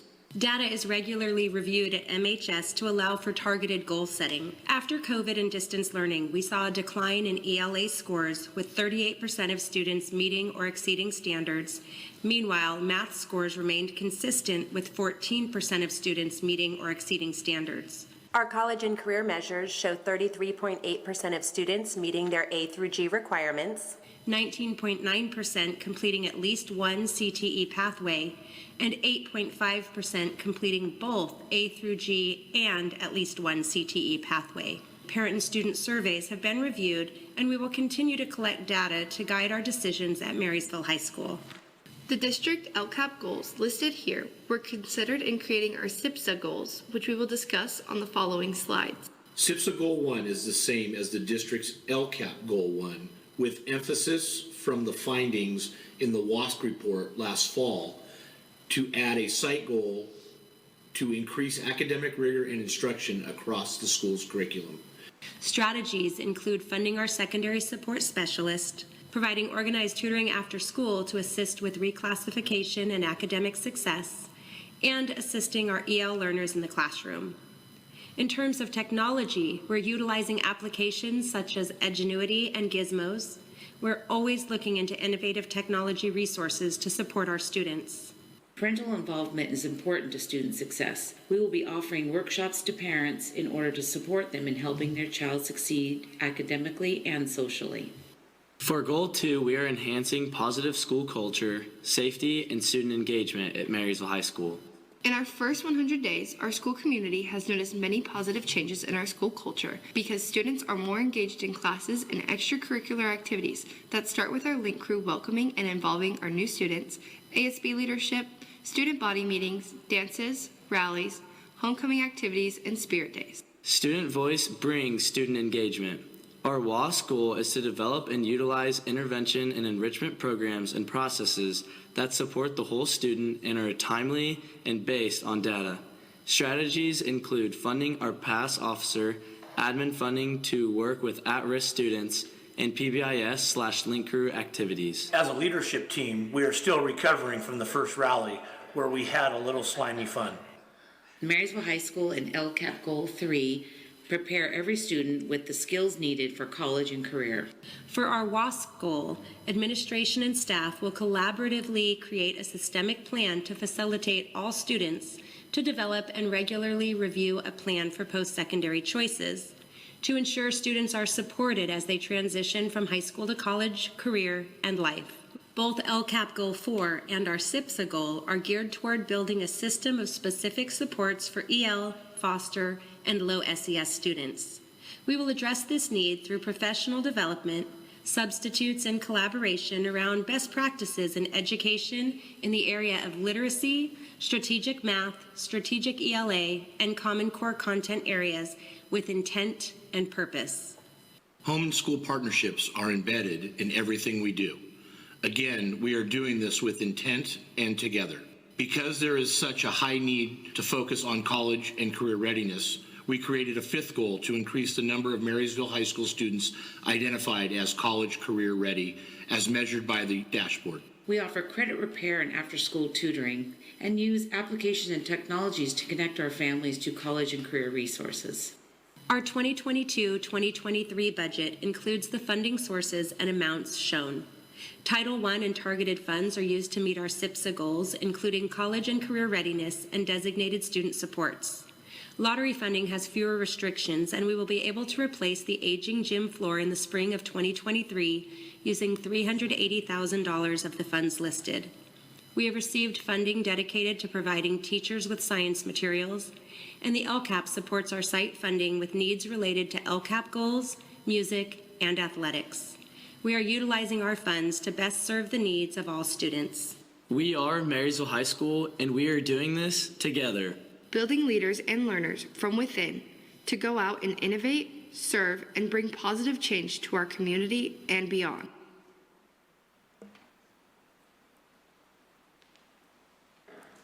Thank you very much. Thank you.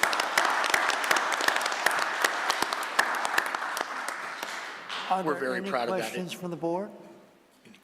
Question. How many students did you use for voiceovers? Was that all of them? No, it was the three of us and two others, right? And they were wonderful in coming in and doing that.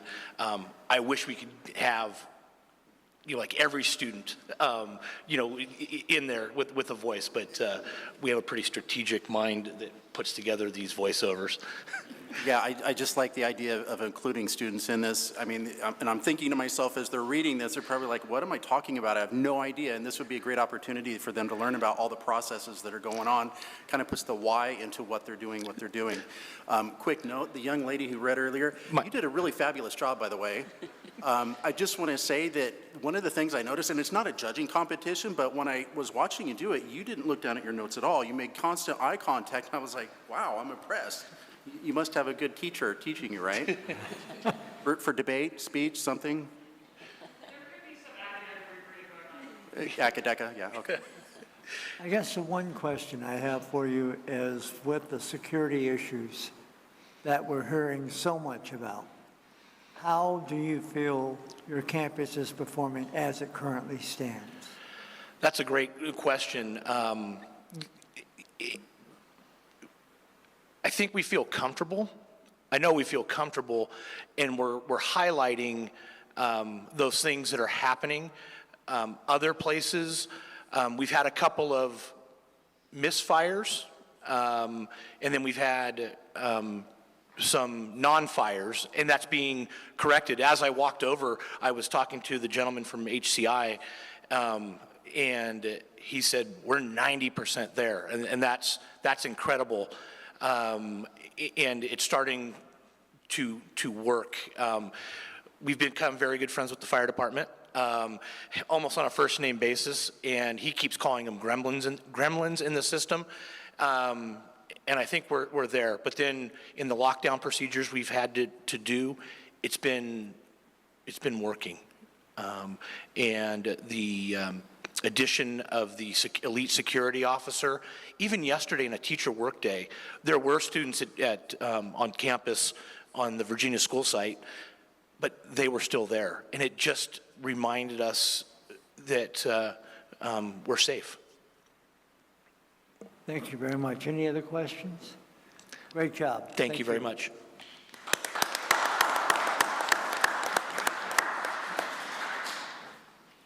Now we have LOMA, RICA, and Foothill.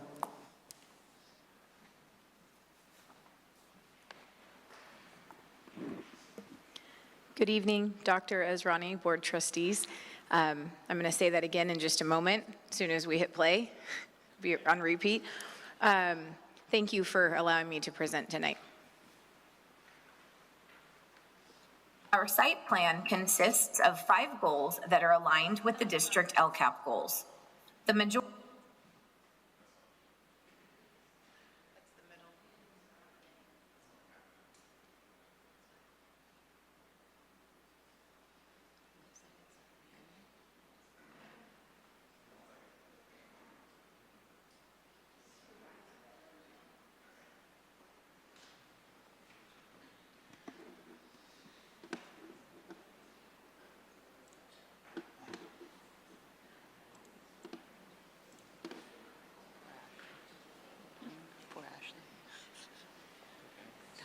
She was texting me like, oh my God, mine's terrible compared to theirs. I'm like, it's gonna be fine. Yours will be fine. Yeah. I go, I have 3 people. 1 who do schools. Good evening, Dr. Ezrani, Board Trustees, Cabinet, and audience. It has been a busy beginning to the school year, and I am excited to share with you this evening.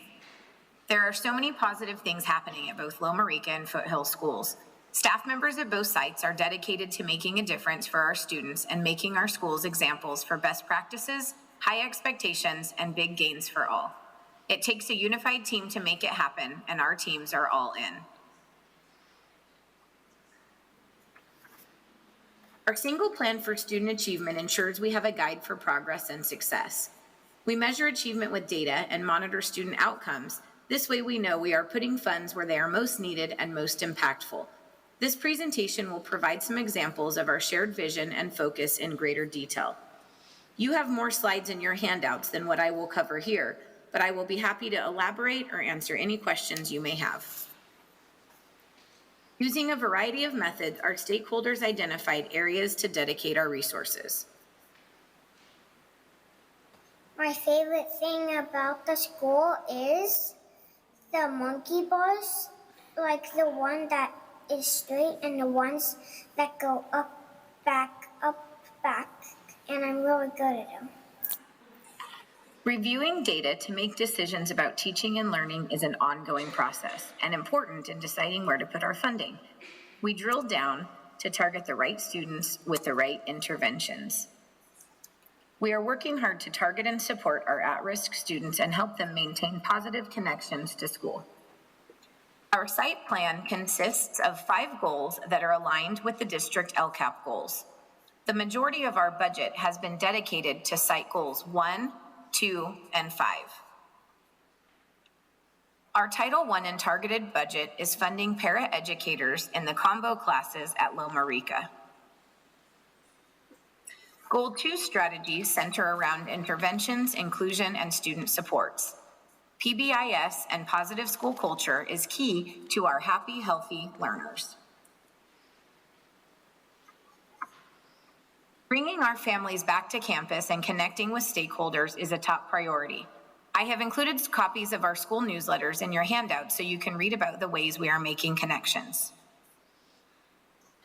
In addition to the funding managed through our site plan, we also receive lottery and LCAP funding. This year, we also have some extra funding for after-school interventions.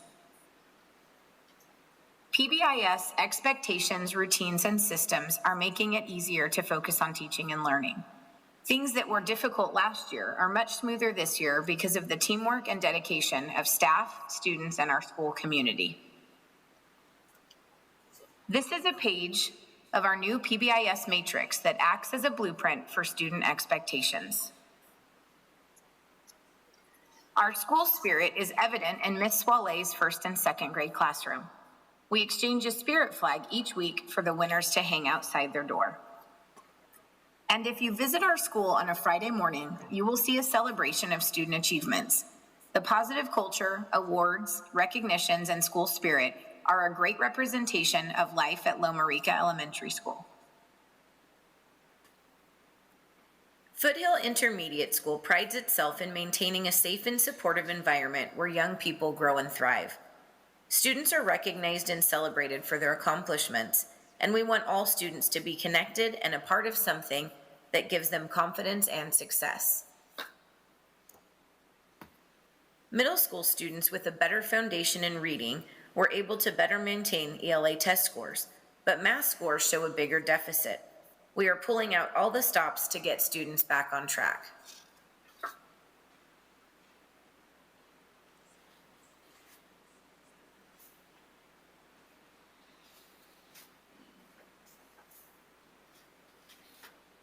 Academic achievement, culture and climate, and parent involvement goals were the top priorities as we returned to school this year. In addition to the funding managed through our SIPSA, we also receive lottery and LCAP funding for music and athletics. This year, Foothill has a beginning and an intermediate band, and we hope to continue to grow this program. The Student Support Specialist position was Site Council approved at the end of last school year, and that addition has been very helpful for the implementation of Tier 1 supports and services. We are crew. The idea of crew relates to the ship we often use in conjunction with our Raider mascot. We work together, and it takes a team to keep our ship moving in the right direction. We honor each student as an individual and strive to help them reach their potential, both academically and emotionally. Our discipline data shows a 40% decrease in incidents from this same time last school year.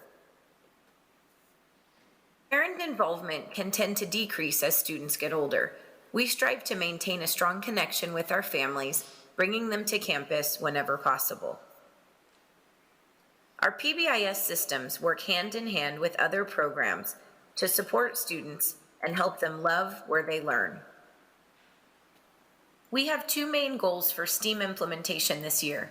We are working closely with other schools and district support staff to achieve them. Teachers dedicate time for training and collaboration with colleagues to plan and build lessons and projects. Students and teachers are engaging in work that is challenging, adventurous, and meaningful inside and outside the classroom. Ag science was the focus for third grade students at Yuba-Sutter Farm Day. I liked when we saw all the salmon in the little cliff area, and I also liked when we went over the rapids. Our sixth graders attended Shady Creek Environmental Science Camp at the end of September. Our fourth and fifth grade students are learning to code and are working on a project they will present to peers. The fourth grade students are also training to teach fourth graders at another school how to code. This coaching project will help bring coding into another Foothill classroom while giving more purpose to the hard work of some very dedicated students. So basically with the coding, we connect our robot's hub to the computer. Then with the code that we have on the computer, we download that code into the hub so that when we press the button, it'll run that code. So like right now it would go like that, dump something, get the bonus, and then navigate the rest of the way. All right, go ahead, right.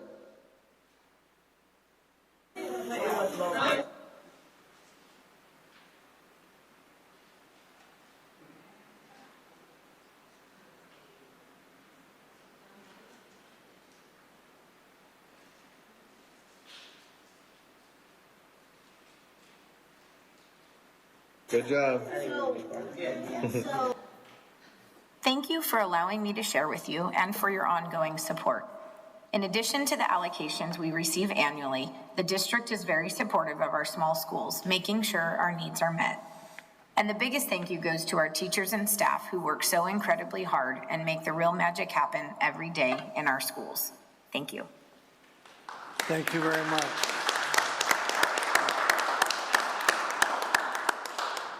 Are there any questions from the board?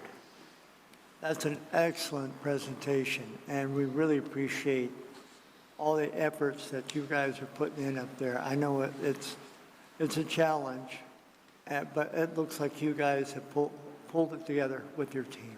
Thank you very much. Thank you. I appreciate that. Thank you.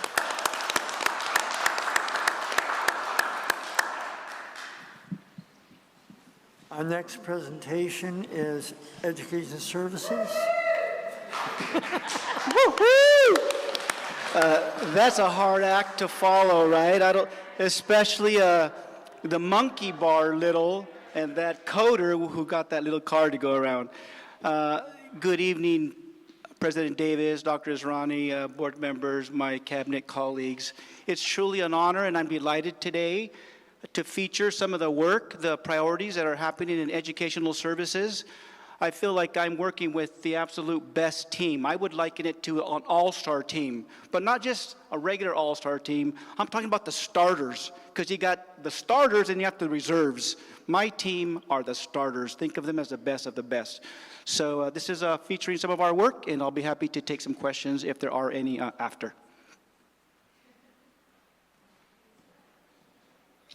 Good evening, President Davis, members of the board, Dr. Esrani, my cabinet colleagues, and citizens of our community. My name is Jay Trujillo, Assistant Superintendent of Educational Services, and tonight I have the honor to present the Educational Services Plan for the 2022-23 school year. Our mission in educational services is ambitious, and this serves as our North Star to guide our collective work. We are pursuing outstanding achievement for every MJUST student, and we believe this is attainable by, number one, providing world-class research-based curriculum. This means that the standards we teach, the assessments we administer, and the instructional materials we use are high quality and carefully selected by teacher leaders. Number two, by promoting district core beliefs. First and foremost, this includes the certainty that every child can learn, that safe and supportive learning environments are foundational to success, and that learning is driven by strong teacher-student relationships. Moreover, we believe that learning is maximized through quality instruction and leadership. Number three, by facilitating coordination and teamwork. The challenges and needs of our students and families are increasing daily, while resources are finite or depletable. Our school system must employ strategy, collaboration, and efficiency to achieve our learning goals.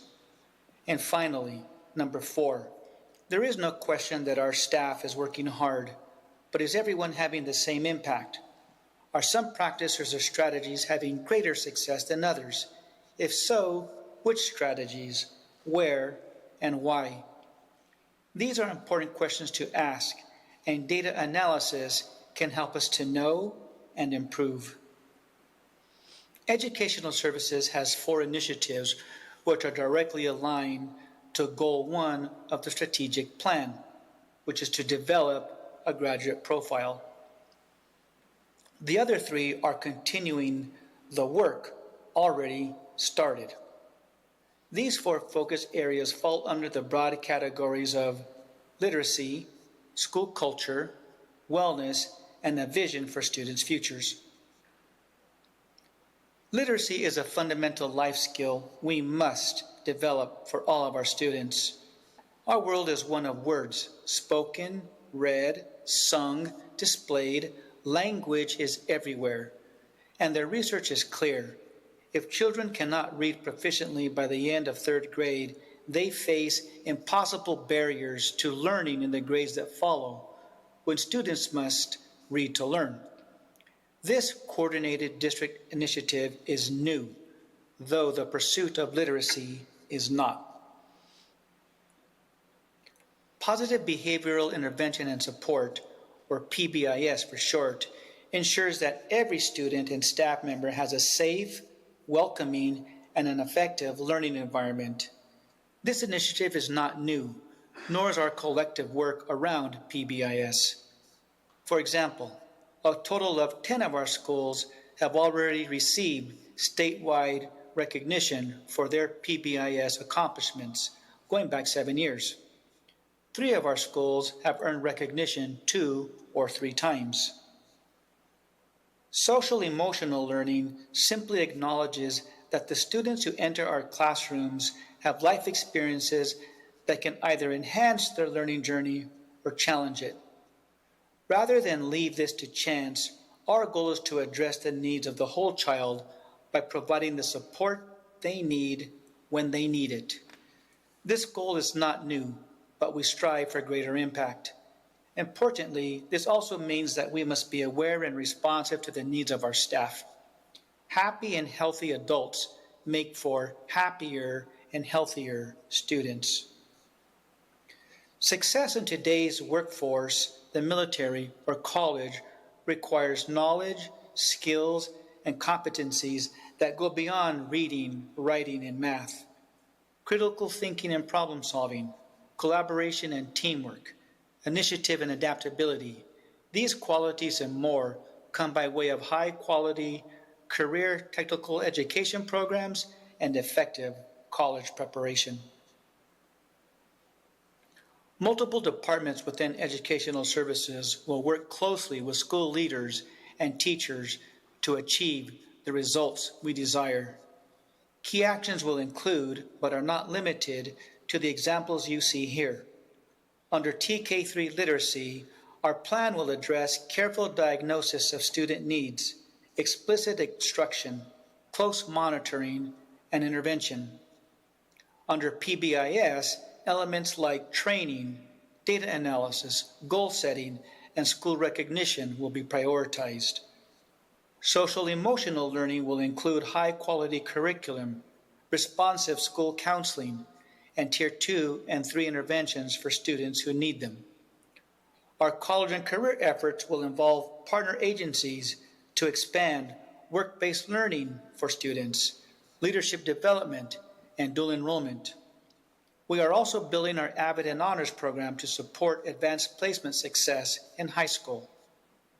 In future board meetings, Educational Services staff will share more information and details around all of this work. As mentioned previously, the goals and actions which have been prioritized in Educational Services align to the district's strategic plan, specifically Goal 1, academic programs, which targets the development of a graduate profile.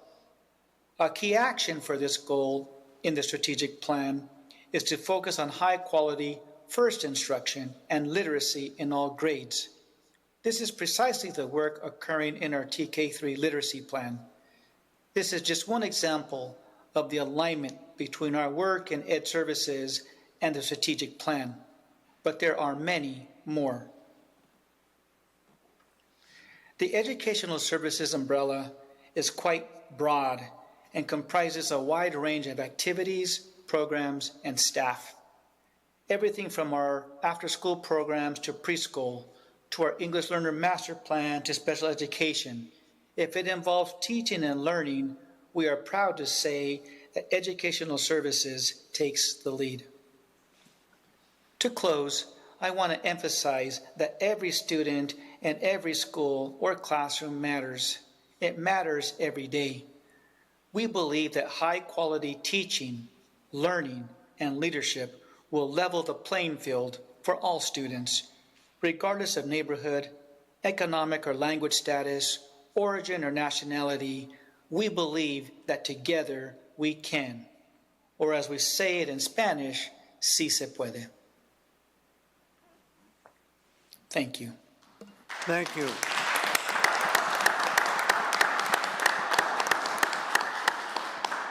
Are there any questions from the board?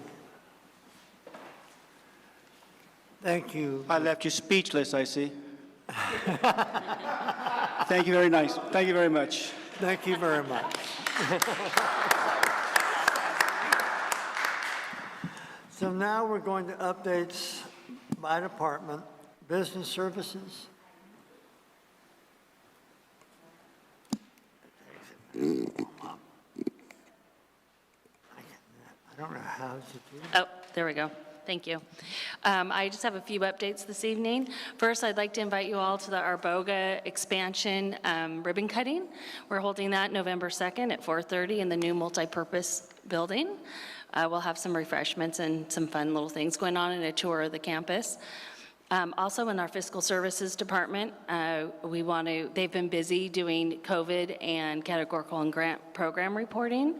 They held a site budget training last week that went really well. They're going to hold another one again in December. And they're busy getting ready for our virtual auditor visit next week. In nutrition services, they had a successful in-person training that took place yesterday here in the boardroom. And it was the first time since before COVID that the whole department could come together as one group, so it was exciting. And then on a sad note, their department suffered a loss of a longtime employee, Melody Hansen. She started working for the district in 2000 as a nutrition assistant and became a manager in 2008. She worked most recently at Ella, but also worked at Foothill, Arboga, and Lyndhurst. The Nutrition Service Department and we are thankful for Melody's years of service and her dedication to our community, and she will be missed. Thank you. Thank you very much. Any questions for Jennifer? I figure Mr. Trujillo has his education services covered, but is there anything to add?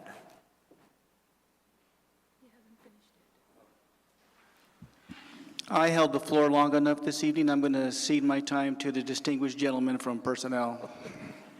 Personnel services. Thank goodness. Thank you. Thank you. Appreciate that. Our cabinet team visited maintenance and transportation departments. broke bread, bagels, and coffee to recognize them for their hard work and commitments. We'll continue to provide recognition throughout the district. The cabinet team also enjoyed a team-building lunch with Dr. Azrani for Bosses Day. It was with a little resistance at first, but allowed us to take her off campus and enjoy a meal together, which is really awesome. It was great to do that. I was able to get out to some sites. It's been a long time coming. I have had many rounds at the sites, but not as many as I would like recently. So I was able to visit 4 sites in the last week. Enjoyed everything from Popcorn Friday at Edgewater to a lot of other things in between.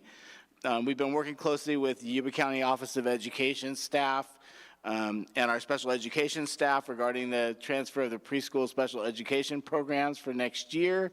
And that process will continue through November and December with staffing occurring starting with Yuba County staff being offered positions during those months.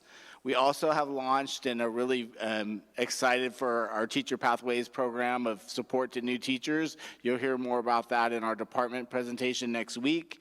And we have, with this assistance and support of MUTA, we were able to match teachers to site mentors, veteran MUTA teachers at the sites.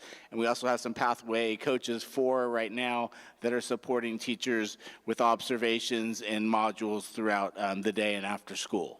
And that's all I have.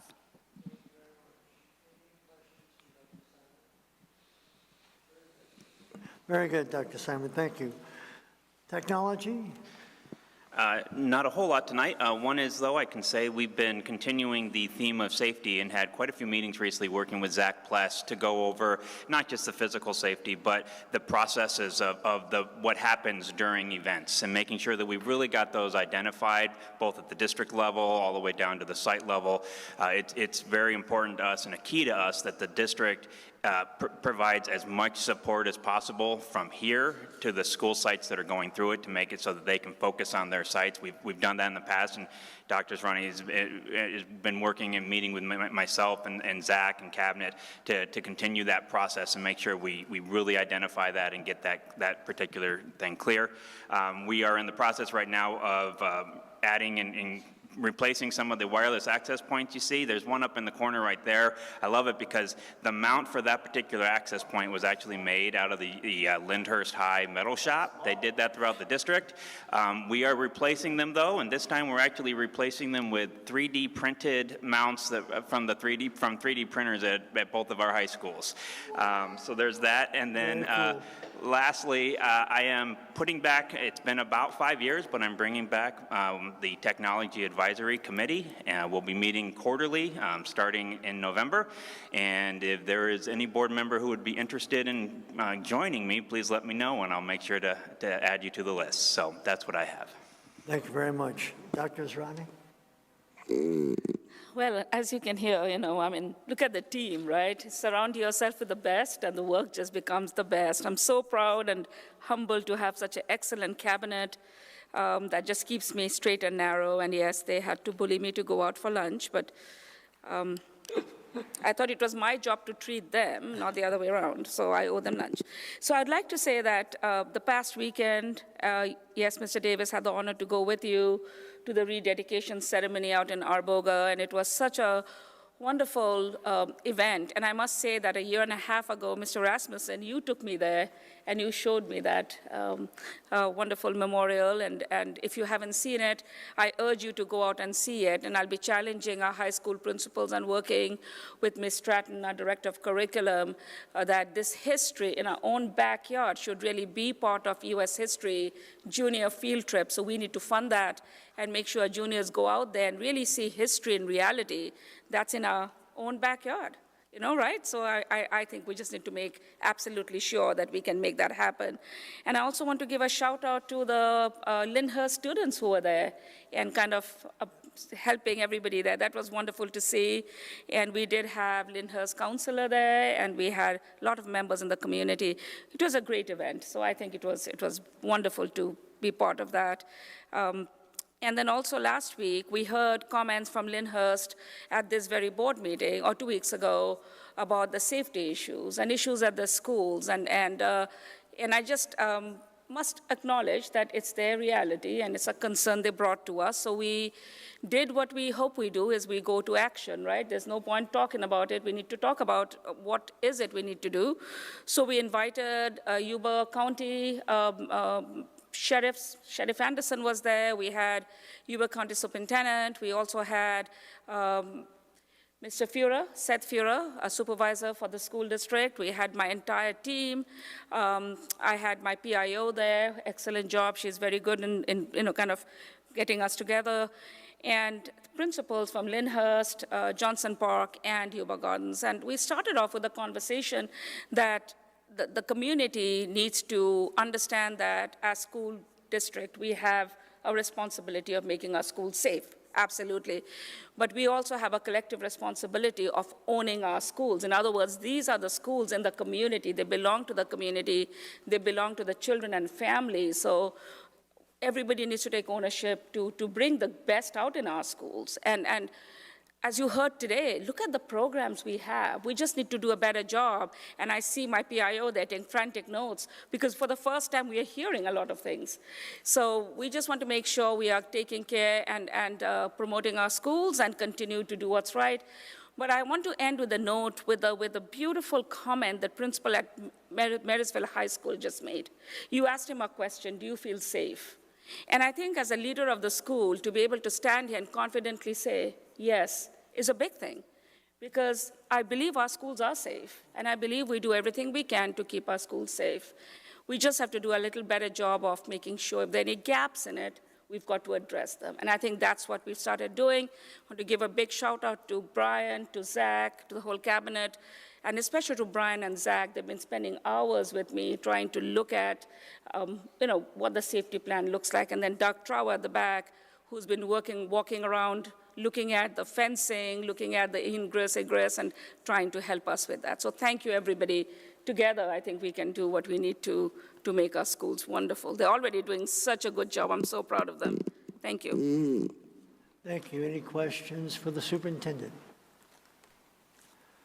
Now we have the approval of the 10/11/22 regular school board meeting minutes, if I can say it. Are there any additions or corrections to the minutes? If not, do I hear a motion? Motion to approve. Motion approved by Frank Crawford. Is there a second? Second. Second by Allison Hasty. All those in favor say aye. Aye. Opposed? Did we have any absences on this one? Everybody was here. Okay, so we're good. 6-0. Now we have the approval of the consent agenda items. Are there any consent agenda items that the board would like to pull for more discussion? If not, do I hear a motion? Motion to approve. Motion approved by Frank Crawford. Is there a second? Second. Second by Garrett Criddle. All those in favor say aye. Aye. Aye. Opposed? Passes 6-0. Now we move to new business. Approve the contract with Hagerty, if I'm pronouncing that right, for the 22-23 school year. Do we have any information on that? Oh, thank you, dear. Yeah, Hagerty is a phonetic awareness program to help support our students, in particular grades TK, K1, and this is for professional development, so the teachers are using the program appropriately. They're very short 10-minute lessons daily on phonetic awareness. Are there any questions from the board?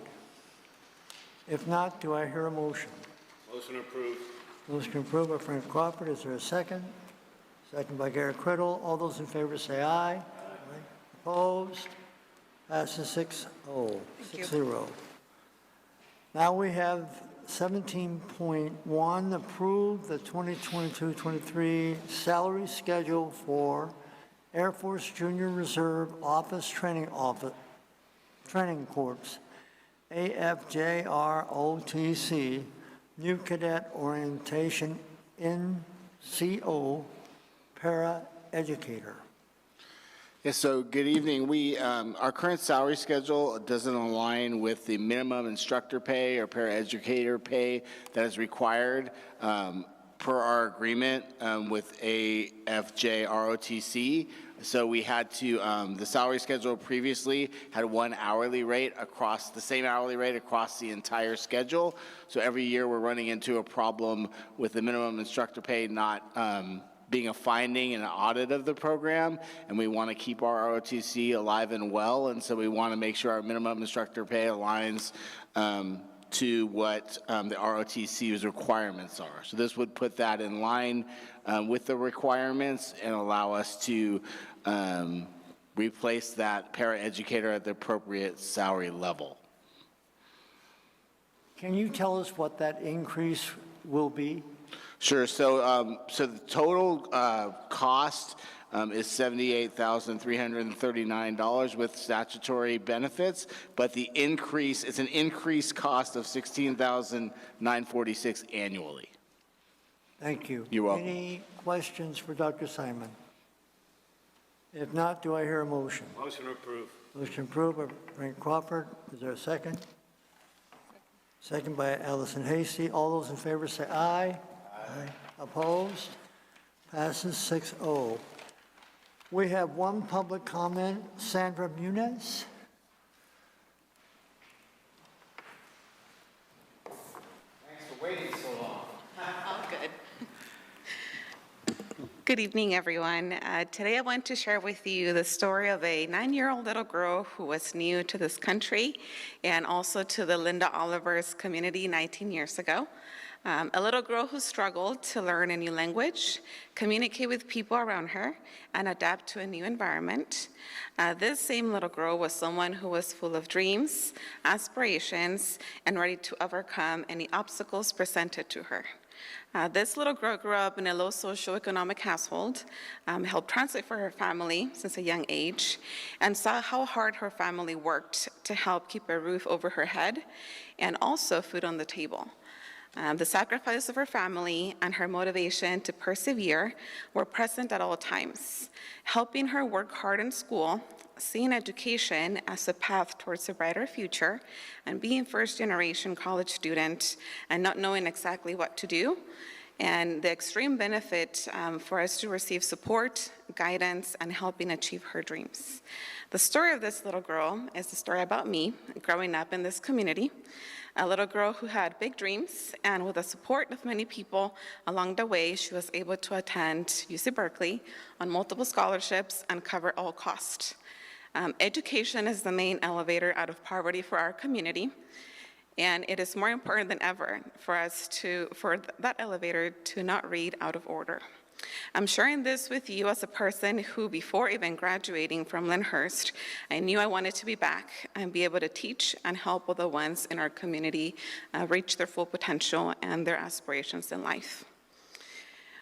It is a place which has many dedicated staff and students with big dreams like me when I was a student, and they try their very best to keep that elevator operating.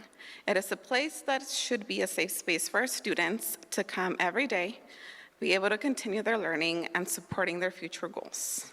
Homecoming last week was a huge success, and it was wonderful to see so many proud Blazers, alumni, and students who are with us right now.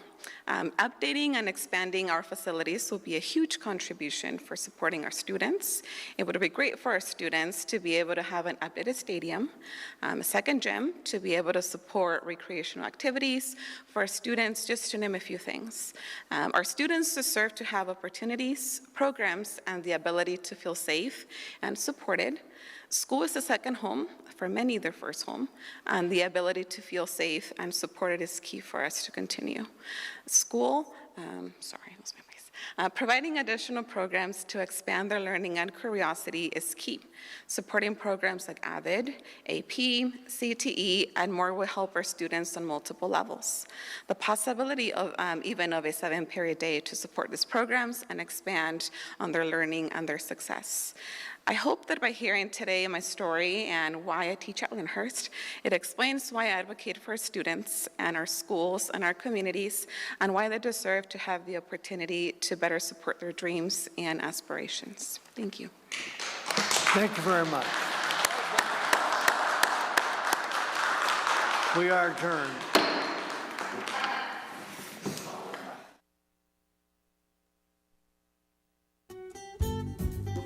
Yuba-Sutter.Live's local government live streams are presented by Plumas Lake Self-Storage in Plumas Lake, where lifelong local residents are helping other residents keep things safe, providing indoor storage units, outdoor RV and vehicle parking, moving supplies, and Penske truck rentals. Details at plumaslakeselfstorage.com.